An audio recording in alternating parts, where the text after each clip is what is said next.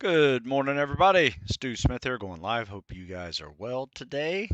Trying to pull up another social media network.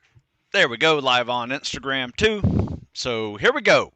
CSS Help Series. This is a series of articles that I have written over the years, and I just put them in one helpful URL. So you guys can see I'm going to put these right into the comment section before you guys even start commenting and asking questions. And I'm going to refer to this one because if you Google search CSS Help Series Stu Smith, it will pop up and give you a list of all these articles. And why this is important is the CSS, though it isn't that difficult to learn, swimming itself is not easy to get comfortable with if you've never done it before or if you've never competed in it before. Non-swimming athletes tend to have a specific set of problems compared to the athletes that have a swimming background. Obviously, right? That's pretty common sense. So what I've done here is I've broken it down into multiple segments. Probably my first article I wrote on this one and video series that I create, and you hear me say it all the time: pull, breathe, kick, and glide. So top arm, bottom arm, inhale while you're doing that bottom arm. Kick and hold that glide for what? 1 Mississippi, 2 Mississippi. Pull. Try to pull on 3. And typically, if you have a good kick, you have a good streamline, you should be able to hold a 3-second glide in that CSS. Now, I have seen 4-second glides work. Most of these folks were really tight on their streamline. I'll show you a video today with someone who could hang with a 4-second glide. But, being underwater that long also comes with a cost, whether it's kicking off the wall and double arm pulling and pulling up halfway across the pool. That's great, but it comes with a significant amount of skipped breathing along the way, and it can add up if you're not in condition for that. So you can go anaerobic really quickly. So there's some strategies to this. There's also some techniques to all of this, and it's conditioning on top of it all. So once you've learned the technique, you start working on the swimming conditioning. There's a workout in here I call the 50-50. Highly recommend getting into that one if you're having problems, maintaining your pace once you've learned the techniques. And then there's some strategies. So there's some strategy articles in this series too, like, do you do a double arm pull off the wall, right? To pull out or not is the name of that article. I've seen people drop 40 seconds on their swim because they were not good at doing the double arm pull off the wall. They would lose all of their momentum off the wall. And let me tell you, you're never faster in the CSS swim than you are when you kick off that wall and go about 5 to 10 yards, depending on your streamline. I'm going to show you a really good streamline today, and I'm going to show you one that's weak. And usually it's weak because you didn't kick off hard enough, or you don't have a good enough streamline with this process. So check out this article. Let me just show you some of the articles that are in it. One, I go over multiple aspects of the stroke. Fix your kick. CSS, these are the title of the articles. CSS help, fix your kick. CSS help to add flutter kicks or not. That's probably my latest one. Do you add flutter kicks with the swim or not? 9 times out of 10 will tell you don't do it. It's a waste of energy. Some people who have a lifetime of freestyling have a great scissor kick with little flutter kicks and doesn't hurt them because they've been used to it for years. But I've seen people with not good flutter kicks waste about 500 flutter kicks in a 500-yard swim, and they wonder why they can't run afterwards, and they're their hip flexors are shot and they can't do sit-ups. That's usually a result of bad kicking and too much kicking. Fix your arm pulls, your top arm and your bottom arm. They're different. One's a freestyle catch, one's a breaststroke skull. Right? A little bit awkward if you're not familiar with either one of those strokes. Fix your glide. How do you fix your streamline? Right? Shoulder mobility helps. Locking out a hand on top of another hand versus just swimming like this. There's a whole sequence to it. Even dragging your legs. Are your legs tight in close to each other, or they're just flailing behind you like this, just sucking up water speed? Sequence of the stroke. This is probably my very first one, pull, breathe, kick, glide sequence of the stroke. And then there's the one with another strategy to pull out or not pull out, the breaststroke pull out debate. Yeah, and then there's a 50-50 workout explained and more videos. There's swimming with fins, difference between CSS and the lead arm, trail arm stroke. But this article just about has it all, and even goes into some of the PST, IFT strategies that you want to consider when you're taking a test that has 5 different events in it. Like if you're swimming first, you don't want to blow your wad on this first event. I've seen people do it, and they could crush the PT and the run, but now they're scoring about 60-70% of what they would normally do because they just gave it all in the pool. So there's some conservation of energy that needs to also occur, strategically in the stroke. It's like we got a few questions here. Before I get into these questions, though, I want to just share my screen and show this first and second video because they're pretty important for a variety of reasons. One, the kickoff on the first one is horrible. Right? And I'm not sure why. Maybe it's he didn't put enough leg into it. I mean, when you kick off, you want to be able to kick off so hard, it's like you're flat foot trying to slam a basketball, right? It's everything you got on that wall to kick off. Then you got to have a tight streamline. Otherwise, you're just putting on the brakes whenever you're trying to go fast, and that's no help. So check out these first two. And I will make this a little bigger for you so you guys can see it. And let's see what we got here. So I'm going to back this up a couple times. You see this? Watch this kickoff. Like you would say, hey, that's not too bad, right? Well, I mean, he hardly got anywhere, and look how slow he's going. I mean, this is really slow. I would say right now, the first thing I see is your head is kind of plowing the surface. So that's probably the main reason why you're kind of swimming with the brakes on right now. You got a decent streamline. This isn't bad. I just don't think you kicked off hard enough, and you just didn't give it enough power or time to really get out there pretty far. But you kind of lost all your momentum, so I understand why you started stroking so early. You just lost all your momentum immediately. Now, this is not a good CSS to try to teach, but I'm going to show you what he's doing wrong. All right, so this is, notice the top arm, kind of like this broad sweeping stroke. The kick's a little off. There's no glide, because if I was trying to use my sequence, pull, breathe, kick. Okay, that was pretty good. Pull, breathe, kick. Where's the glide? Like there is no glide. He just goes right into the pull, breathe, kick, pull, breathe, kick, pull, breathe, kick. He should be breathing earlier too. This kick is really wonky.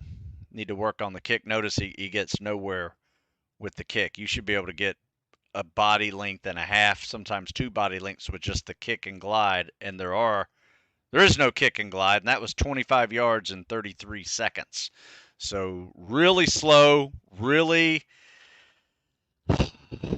ineffective, inefficient, lots of strokes, probably at least 12 to get across this pool, no glide, weak kick off the wall, and weak kick afterwards. So there's a lot to work on here. So let me show you what I would do is if I were you, this guy, I would watch the next guy swim, because let me tell you, this is how it's done. He's probably one of my favorite non-swimming athletes who I post. You guys have probably seen him before. Let me bring him up because he's just too good. If you really want to learn how to double arm pull and uh, glide His and face is out of the solid water. kick, See that? you got to watch what this. Now, first of all, you see that kick? Like, he put a lot of effort into this kick. Like, he kicks, and look at that speed. He's gliding. Got a good double arm pull. Never loses momentum out of see how he turns? stroke because he's got a strong when he kick. pulls that Look top at that. arm, his Top face arm, is bottom out arm, of the water. kick. See that? That's Like, what I it wouldn't wanted to show matter you. if he. It wouldn't matter if he had a bad kick. His streamline's so tight that he's probably still going to get pretty far away. Like, he personally doesn't need this double arm pull, but I mean, he's getting halfway across the pool. There's 2 strokes. If you count the double arm pull, that's 3. There's 4. 5 strokes where the other guy was over 12.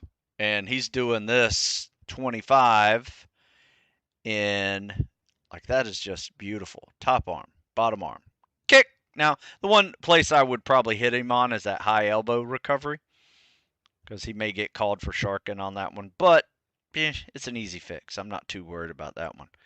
Now, that right there is 20 seconds to get across the pool. The other one was 33 seconds to get across the pool. This, if you do the math on this, this is a sub-7 pace swim right here. And it looks effortless because it's just technique perfect, kick is strong, streamline's perfect, pulls putt is hard. Yeah, it doesn't get any better than that right there, I'm telling you.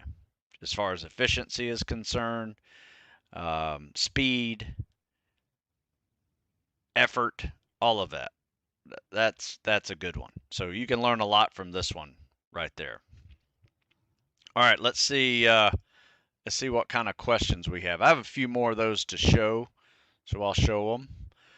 How do you prepare for the cold before going to buds? My advice is just work out outside year round. If you're in the area where it's cold, you're going to get some benefit of being in the cold. But, winter workouts outside aren't easy. You'll get used to it. You'll get tougher. Find some water as well that's in the 50s and 60s. Hang out in there because it doesn't really do a lot of good getting into 30 to 40 degree water, just because you're not going to see that kind of temperatures over in California. You'll see mid 50s to high 60s. So if you can find groundwater type temperatures, that's a perfect one for you. But if you have a pool in your backyard, get in it, right? Even if it's one of those little ice baths, you don't have to put a lot of ice in it. Just keep it in the 50s and 60s. Hang out there for a little bit. Learn the initial shock. Here's what I would do, because what gets most people is the initial shock, okay? And that takes about 2 to 3 minutes to catch your breath from that initial shock.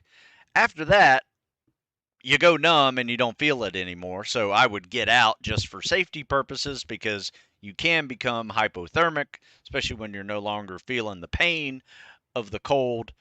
You're still going to get cold. You'll start shaking, things like that. That's fine, but you don't want to push it too far to where you're testing your limits, because that's a sure way to die of hypothermia. So I would say the same thing about heat casualties. Get used to the heat. Learn how to hydrate. Learn how to cool yourself off. When you're cold, learn how to warm yourself up. Get out moving, things like that. Do a big deep squat after surf zone hit. Just get the water out of your pants. Start drying quicker. Roll in the sand. That actually helps dry you off. So there's a bunch of little techniques that are going to not be necessarily comfortable, but just help you through that. process. Good question, though. Morning, Stu. Have any of your guys in Heroes Tomorrow program going to the Hell Day event in Virginia Beach? I don't think so. We've had guys do it before in the past. Um, you know, they are, to my knowledge, they are not. We are actually getting ready for what we call the Spec Ops Triathlon, where we do a 4 mile run, 4 mile ruck, 1 mile swim with fins, and I think it's going to be all on the beach and open water this fall, um, and and we'll probably add in a Devil's Mile in there too. So that's going to be our Saturday workout one day this next month. You have any articles on shoulder mobility? No, but you can Google a whole bunch of stuff on shoulder mobility and look at some of the stretches and mobility exercises that are out there. I would do that first. I do have a shoulder workout that I highly recommend, and it's a lightweight shoulder workout that a lot of people um, are shocked by just using these 5 pound dumbbells, um, how well they work for this series of exercises. So I'm going to put this in the comment section here for you, and you can check that out. And I didn't mean to do that. Shoot, I think I lost my live feed over here. Now I'm back. There we go. So I'll put this in the comment section over here for you, and you guys can check out that lightweight shoulder circuit. Works a good one. How do you get good at land portage? Well, that is a load-bearing activity. So what we do is, like today, we ran 2 miles on the beach and we rucked 4 miles on the beach. So getting used to carrying weight on soft sand is a great way to prepare yourself for running fast on the beach with loads, whether that's in a ruck on a log with a log on your shoulder or boat on your head. All of those are pretty helpful, but I would definitely consider some neck exercises. In fact, I wrote an article a while back ago. Everybody likes it when I say that. Boats on Head article, Stu Smith. I messed up. I misspelled something. Boats on Head article, How to Strengthen Your Neck for Carrying Boats on Head. How's that for a title? So check out this one. It's a good way to start building your neck and just getting used to carrying extra weight and running. I'll put it over here too. So it's on my StuSmithFitness.com webpage. All right, so it looks like I don't have any more questions unless I missed one.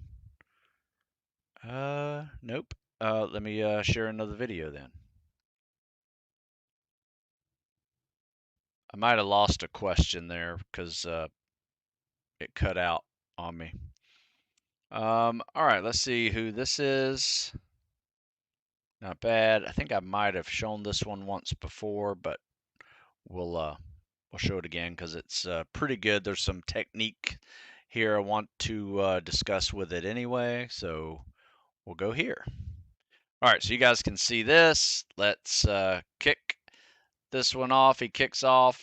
Probably could have kicked off a little better. Let's see. That's a good kickoff. So, but I will say this: he's too deep. He's probably about 3-4 feet deep. Has to come up at an angle to come up for his first breath. That's awkward, right? So try to stay about 6 inches off the surface. I will say this though: there's nothing else really wrong with this stroke. This stroke is actually really fast. I think he gets it in like 48 seconds. Now, usually if you have a shallow end, it's a lot easier to not have to go deep. So that was a great kick off the wall, transitions. So he turns his top head with his turns his head with the top arm, kicks with the bottom arm, or I'm sorry, breathes with the bottom arm, then follows the kick. It's got a good glide. Let's show this again. Kick off the wall, skips the double arm pull if you noticed. Top arm, bottom arm, kick and glide. Notice he's turning his head, breathing with the bottom arm, kick and hold that glide. I don't know what happened there. So top arm, bottom arm, kick, hold the glide. Yeah, see, he's getting a good 1 Mississippi, 2 Mississippi, 3 Mississippi. Yeah, nice. Yeah, that's good. Nothing wrong with that one. Let's see. I don't see any more questions. Let's show another one. I think I got a one that's not so good. Can't remember where this one came from. Oh, okay, I remember this one. All right, so let me share my screen again. Skipping that. All right, so we got a kick off the wall. That's a nice, that's pretty good. Double arm pull's okay. No loss of momentum, so that's good. Top arm, bottom arm, kick. Sorry for that. That breaststroke pull out. So top arm, bottom arm, kick, hold the glide. That's good. Could hold the glide a little longer. 1 Mississippi, 2. We'll see what it looks like here. What I'm looking for is if you lose momentum. Overall, not bad. It's pretty new to the CSS, so you might be it's just better off starting taking to come out around. that part. Yeah, that's Bottom, pretty good. double arm pulls, You not feel bad. like It's you not need to slowing get them an down. extra breath. Top arm, bottom arm. I Skip think it. what he could do You is just speed up transition this right in. right here. Like if you notice the bottom arm after this top arm kind of holds Just that bottom transition arm right out there a into the little bit. stroke. Yep. Like bring it top arm, bottom arm. Sometimes that kick and extra glide. breath is needed, but this He's is kind of good. holding the glide there a little long on that bottom arm. But overall, I don't have a whole lot to fix on that. I would say it's mainly a conditioning issue at this point with this one. So we got 1, 2, 3, 4. 1, 2, 3, 4. So I throw 4. Let me do just a round robin one, something I haven't done in a while. I'm going to pull one up and as if I hadn't looked at it in a while and see what we got.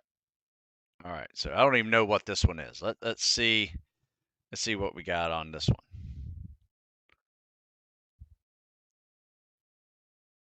All right, anybody with a swim cap's usually pretty good. So I'll pick a guy with a swim cap. This one's not good. That you completely blew my theory. Okay, here we go. Here's a swim cap guy. So I'm not even going to look at this one. We're just going to see if it's a good one or not. So here we go. Come on, go. Kick off the wall. Oh, that's good. Streamline. Speedo and a watch cap and a swim cap. You know he's going to be tight, right? So boom. He's just doing underwaters. Yes, that's all he's doing. Underwaters. That's a good one. Got a good breaststroke kick. You don't have to do breaststroke. If you suck at breaststroke, that's okay. Is he coming back? Let's see. Oh, look at that. It's coming back. Oh, no, he's just doing an over-under. That was smooth, though. I got to give it to him. I like that. Couple big deep breaths, kick off the wall. Notice how he does. So he kicks off the wall, super streamlined, double arm pull. It's got that little extra tricep push in it. Now notice this. When your hands are down, what do? You got one thing. You have to kick and recover those hands up top. Probably could have kicked a little bit earlier, but that's a good kick. And then you got a good double arm pull with it. You don't want to necessarily stop and lose your momentum. Yeah, that's smooth. I like that. One more time. Kick off the wall. Super streamline. Double arm pull. Kick and recover. Nice and tight. Double arm pull again. He gets really far for every kick and pull. I mean, that's only 3 strokes. Yeah, he's turning around in 4 strokes. So, nice.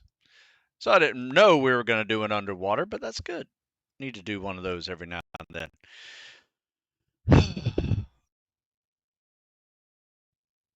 what are PST scores for someone to obtain a contract to go back to buds? I've seen them all over the place, be honest with you. I mean, you want to be competitive, so you got to at least hit all of the competitive numbers when you were first uh, a recruit. So I would say sub 930 run and swim, 80, 80, 15, right? I would say that's the minimum. Anytime you can get sub 9 on the run, sub 9 on the swim, that's a plus plus. And if you can get over 80 on the push ups and sit ups, that's a plus. And if you can get 20 pull ups, I'd highly recommend that as well. But yeah, that's what I would do. How much running do you recommend done in boots? Like I said, the boots nowadays are different than the boots when I had. So when I had boots, you probably only wanted to run about 50% of the time in boots because the boots really sucked and you had to get kind of used to them. Now, these not even Bates. Bates were the second generation after I got out, which were awesome boots too. They were kind of like running boots. Now they're built by Nike, and Nike has done a really good job with creating a light running boot. I'd be interested to see if it's saving injuries compared from the old days when we had the Vietnam era jungle boot that were not very forgiving. These are very forgiving. Um, so I don't know if it's much of an issue, to be honest with you. I mean, you could run all your runs in boots or you could run none of them, and I don't think it's going to make that big a difference today because um, they're just that much better. But I would get a pair just to practice knowing how it feels running in boots that kind of restrict the ankle mobility a little bit. But at the same time, it's creating stability. So if you're susceptible to ankle sprains, it'll save you from ankle sprains. I probably, before buds, I had sprained both ankles 10 times each between football and rugby. So I never sprained an ankle at buds just because I had boots that went up over my ankles. So it can still happen. I've seen people even break their ankles at buds, for some reason or another. So the boots aren't perfect, but they're good ankle support. And today's boots are just so much better the way they used to be. Thoughts on coaches recommending 50 plus miles of running a week? I don't recommend it, be honest with you. I mean, put it this way. I know people who have done it and have made it through. I know people who have done it and did not make it through. So I can't say 50 miles a week is a good generic subscription or prescription to go into buds.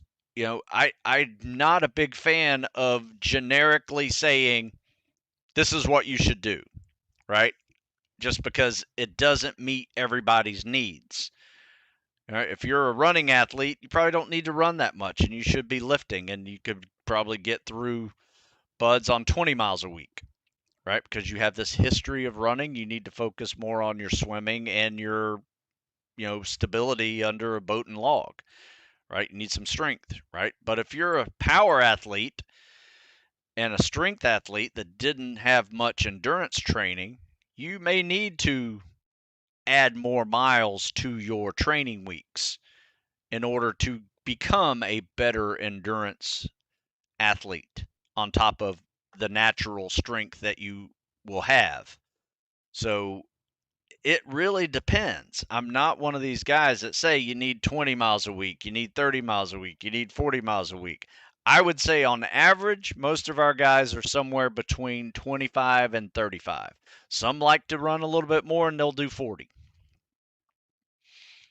It really depends on if you suck at running, I would recommend running more or doing more cardio. If you're a big guy, maybe not running more and doing more non-impact cardio to get some zone 2 aerobic based training, with biking and rowing and elliptical versus just adding miles to hurt yourself.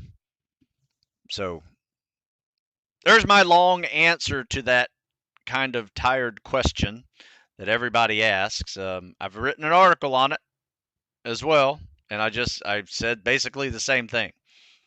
I have a range usually between 25 and 40 miles, depending on your athletic history. And um, I don't think that's too much.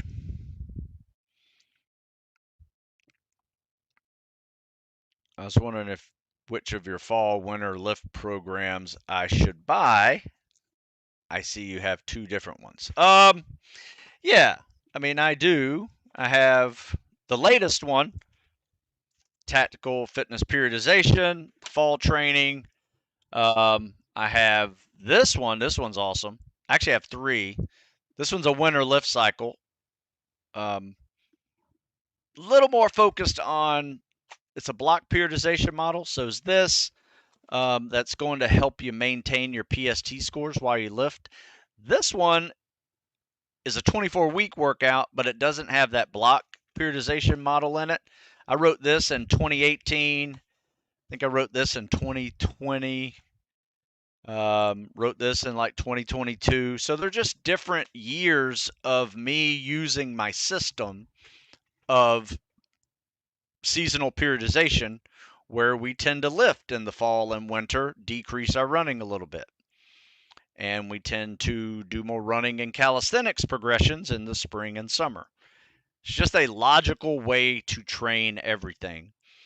And it has been working for me and my guys for over 25 years now. Is it 25? Yeah, 25. I started when I was 30. First year doing it. So it's kind of up to you. If you think you need um, a transition out of summer, I would recommend this one. This is a good fall transition where I think you may start off a pretty high mileage and then you gradually come down to like 20 miles a week. And then this one probably picks off right somewhere right there and brings you down to about 10 miles a week while you're lifting heavier. But it's just a different focus. So, but this one also has every fourth week, it has a lifting deload where you focus on your cals and cardio. So it's a good way to maintain that. And I've seen great results on all of them over the years, but I will say this. I have also seen better results with the block periodization model versus the somewhat linear. I mean, it kind of plateaus a little bit and does this, but the every fourth week secondary focus is a really good way to do it, especially if you have harder and gains. Like if you're not an endurance athlete and you busted it hard on the endurance and stamina over the summer, and you want to maintain some of that, that block periodization is a real good way to do that, because you're like lifting for 3 weeks and then you do some cals and cardio for a week. You're still, don't get me wrong, these are not your typical lift cycles. You're going to warm up with calisthenics before you lift, and you're going to cool down with cardio, running and swimming. So in rucking too. So it's not like you're not doing cardio. It's just not the primary focus. Good question though. Hey Stu, 35-year-old firefighter, father of two and a newborn. Congrats, that's awesome. Trying to still train and maintain optimal performance for work. Which of your books should I pick? I mean, I guess it really depends on your what you want to do. I mean, these are great active duty ones too, but they run a little long.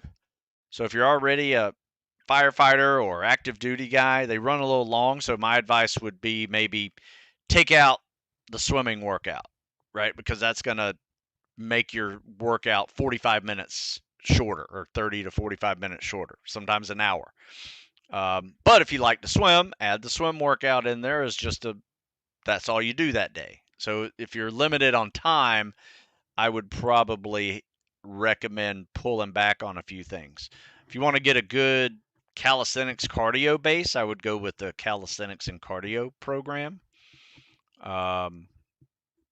If you're 35, not a bad idea to start entertaining the Tactical Fitness Over 40 series that I have, because especially as a firefighter, it introduces to you the mobility day, which I promise to you is life changing.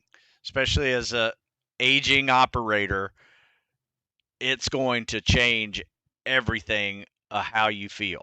I promise. In fact, if you do nothing else, you do your own program and just add the mobility day in there, um, once a week, maybe even twice a week. In fact, I'll put the link in here for you so you can see what I'm talking about. It is so important. It is one of my favorite days to do it. In fact, I'll put two links in here. I'll put one on Don't Skip Mobility Days, just one of my favorite articles I've written in a long time. Just shows you the need of it. Oh, shoot.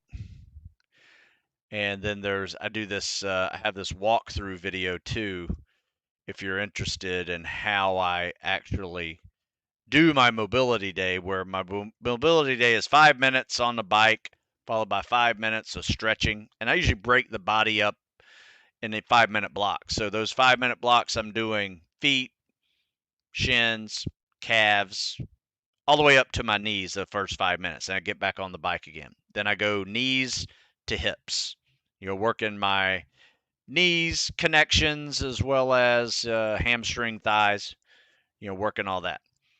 And then I get back on the bike again, or treadmill, or elliptical, whatever.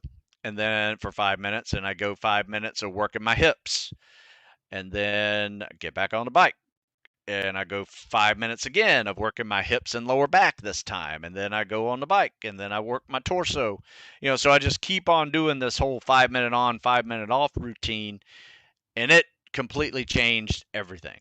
Like, I did it yesterday, walked out of the gym, no pain, just feeling really good. And it's helpful, especially a midweek workout.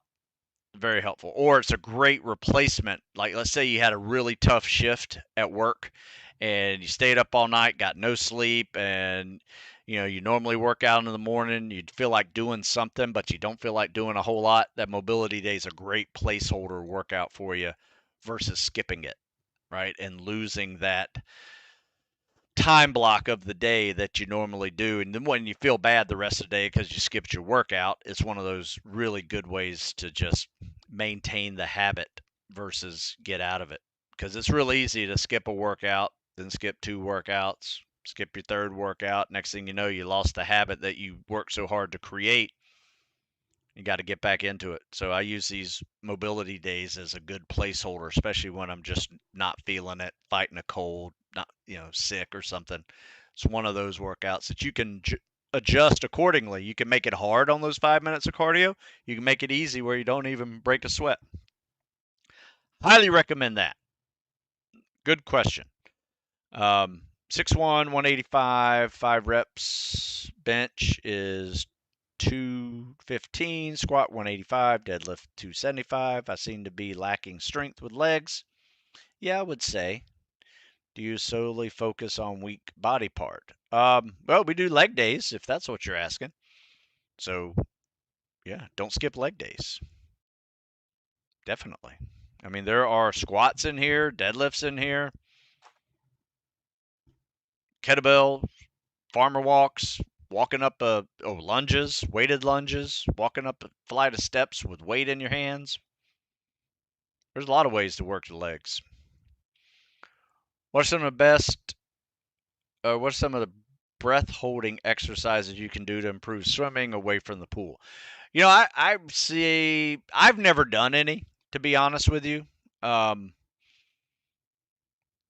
just never got into it. And, the Wim Hof stuff I think is really beneficial. My guys get into that stuff after we do mobility day. They're all over there doing their breathing exercises, and I'm just taking pictures of my stretches while they're doing their breathing exercises. Not knocking it, I just never got into it. So you can do them. Look up Wim Hof and see what you think. Tips or best methods for breathing while running or doing HIIT. Well, I try to keep a nasal inhale, mouth exhale as much as I can. Now, there will come a time when I'm running and I start running really fast and my nasal inhales aren't keeping up with what I need. So I will start taking in air through any orifice that will bring it. And so, yeah, I kind of mix it both mouth and nose times. But that usually doesn't last very long because, when you're burning it that hard, you're going to be stopping soon and trying to catch your breath. But if you want a breathing exercise to catch your breath, through the nose, inhale through the nose, exhale through the mouth, right? See if you can start counting how long it takes in breath cycles before you get back to a state where you're breathing normally and your heart rate's back to normal. Oh, my dog is saying hello. Let's see. Got a few more questions here. I think I've shown all my videos, so let's take questions. Let's see. I'm back with theoretical questions. Of course you are, Sebastian. That's what you do. If I bench 12 sets a week, okay, but I want to do push-up sets to failure, do they replace some of the bench sets or do I simply add them to 12 sets? Here's what I would do. And you've seen these workouts if you've done any of my workouts. You do bench press. Say you do your normal set of bench press. Let's say it's a body weight bench and you get 6. Great. Now, rack it, roll off the bench, do as many push-ups as you can until you can't do any more push-ups. The good news is you don't have to do a lot. Like, you don't have to do 2 minutes of push-ups to fail in that situation. You can get the same feeling from failing in about 10. You might not even get 10 push-ups after doing, almost your max effort on a bench press. So that's where I put them in. And I've seen people's push-ups blow up quick with that method. And it saves them a lot of time and a lot of reps on their elbows. So you're simulating. Basically, what I'm trying to do is simulate what that last 30 seconds feels like in a 2-minute push-up test. So you do your bench press first, boom, hit your push-ups. That's a great way, if you're stuck at push-ups, it's a great way to increase your push-ups. And obviously you don't do that every day. You would do that on upper body days, maximum 2 to 3 times a week. 3 times is a lot. When you're doing it that way, I would say 2 probably would be better. But I've seen people do 3. Maybe do 2 with the bench and 1 with a calisthenics only type workout if you're going to get a third, something like that. Let's see. Looks like I got all the questions over here answered at Instagram. Let's see what else. Can attest back, hips, knees are already feeling looser after mobility routine added into my workout. Nice work, Caleb. I'm telling you, I wouldn't preach it if it didn't work. If I'm using a piece of equipment, I will endorse it, right? I use the TRX all the time. I use dumbbells and kettlebells and barbells. Anybody says, hey, would you endorse that product? Yes, if I use it. I use the mobility day so much that it has changed my life. 10 years ago, almost to the day, because I remember it was the end of our running cycle of the summer. It was almost fall. And I just remember my hips, lower back, knees, everything hurt, right? And instead of going on a run, I went inside and was going to do a yoga class. And they canceled the yoga class. And I decided, well, let's just ride the bike for a little bit and stretch. So I said, well, I'll do 5 minutes of biking and then I'll do some stretching afterwards. 5 minutes of stretching, keep going back. I just got the idea, started doing it, did it for an hour, and felt good, right? But I will tell you, 3 weeks of it, like a couple times a week, completely different to the point where I was running again in less than a month. and it just hurt to run. Felt like my hips were bleeding internally when I ran. That's how bad my hips felt. So I thought I was done running at age 45. I've been running ever since. As a SEAL, can you attend college? Yes, yes, but you're not an active SEAL at a SEAL team, right? You just don't have the bandwidth to take college classes and be a SEAL at a SEAL team. You can do it on shore duty. Like there's a lot of instructors at BUDS that will be finishing up their degree while they're BUDS instructors. Some do recruiting duty, things like that, and they get their degree when they're, um, on a shore duty job when they just have time to come home every night and do that. So there's definitely ways to do it. In fact, few of them, if they were really young, got their SEAL trident at like 18 years old, went to the team, did that, applied to the Naval Academy, became a midshipman at the Naval Academy at 21, 22 years old, did 4 years of Naval Academy, and then went back to the SEAL teams. Um, they were some sharp people too, man. There's this one that was just a rock star, and literally because he played a sport. I think he played lacrosse, was in a band, majored in like mechanical engineering, something, some engineering, and had like a 3.8 grade point average. Just freaking beast. You know, so yeah, they can do that.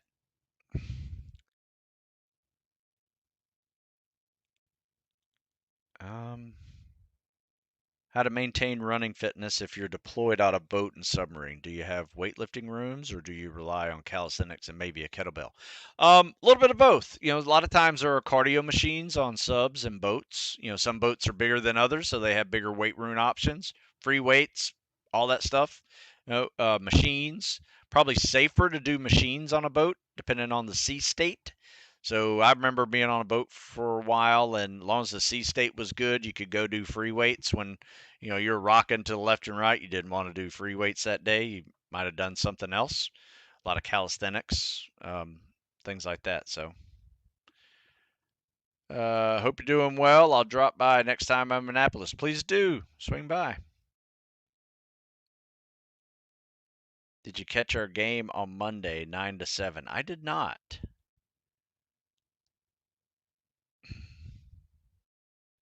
That was good though.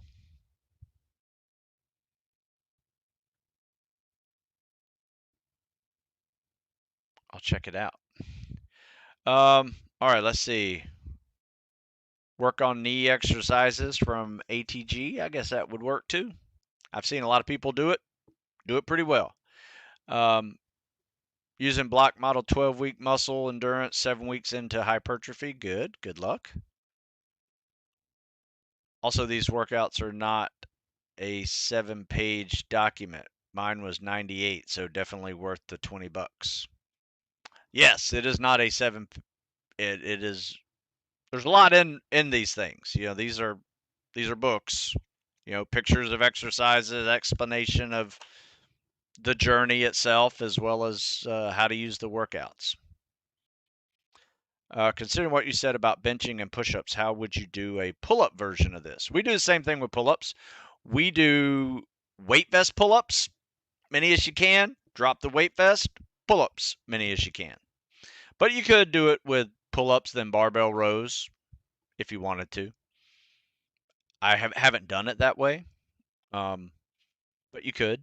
But we just do weight vest, pull-ups, non-weight vest, pull-ups, back to back. We do the same thing with dips. Do the same thing with push-ups. When we're not benching.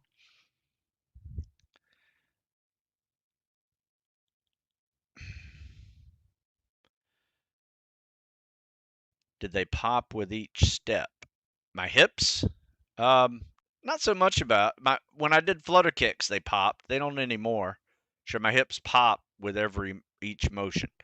Um, no, they shouldn't. In fact, whenever you're running or doing flutter kicks, just assess how you're holding your hips. Are you holding your hips with your kind of butt sticking out, or bring it in a little bit? Like if you're laying flat on your back, try to put your lower back into the ground, lift those hips up a little, and you may find they don't pop as much, right? Mine never popped for sit-ups. Mine popped for flutter kicks though, until I started doing these mobility days, and they were very helpful. So even young kids can do these mobility days. They're not for old people. So in fact, the way I sell it to my young guys who do mobility days with me now is they're going to help you be more mobile for streamlining your shoulders, right? Shoulder mobility, very important for streamlining. They're going to help you with your hips, knees, and ankles for scissor kick range of motion and breaststroke kick range of motion. And most people who can't tread very well lack a range of motion in their hips, knees, and ankles to actually produce enough kick power, whether it's a scissor kick or egg beater or breaststroke kick, whatever, tied to mobility, 100%. So that's how the young guys use mobility. Definitely helps. Yeah. So hips tilt forward, not backwards. Like if you don't poking your butt back. Kind of suck your butt in a little bit and see how that feels. Go ahead and give it a test and see. The way I test it is I bring my butt in, so it's not sticking out like this. It's a little more flat, and then I lift my knees up off the ground and see if that triggers anything in my hip flexors. All right, last question. I got to go. Let's see here. 12 weeks, muscle endurance, 7 weeks in, hypertrophy, running 4 miles or 4 times a week, goal pace, seen improvements in all aspects except shoulders. I do your lightweight shoulder and Matt Winning's ISOs. That's good. Those are really good too. Twice a week, but lacking something. Not sure what you're lacking, but um, that's good. Sounds like a good program. All right. Looks like we got all the questions answered. Last question. What would you say your biggest challenge in Bud's training was? For me, it was running. Running was the thing that I had to focus on really hard to bring my A game to be able to be competitive in running. I wasn't worried about failing. Um, so, but I wanted to be competitive. So, I try to tell people be able to run a 28-minute 4-mile timed run and it not be a gut check, right? For me, it was a little of a gut check. So that that was probably my hardest. And the thing about that is it never got easier. It probably got a little easier second and third phase just because you weren't beat down with the boats and logs. But yes, those suck and they're hard and Hell Week's hard. But it was just something you endured. I think everybody would say the hardest part of Buds is Hell Week. The coldest part of Buds for us was dive phase. We were dive phase in January, 2 dives a day and 55-degree water. That sucked. You were always cold. Um, yeah. So it's hard. No matter what time of year you go through, you're going to be cold. You're going to be wet. You're going to be sandy. You're going to be tired. Going to be loaded down with boats and logs. And you're going to be running and swimming a whole lot. I didn't necessarily have a lot of problems with swimming, pool skills, calisthenics, like grinder PT stuff. Um, but running was just the thing that I had to really focus on to do well. Good question.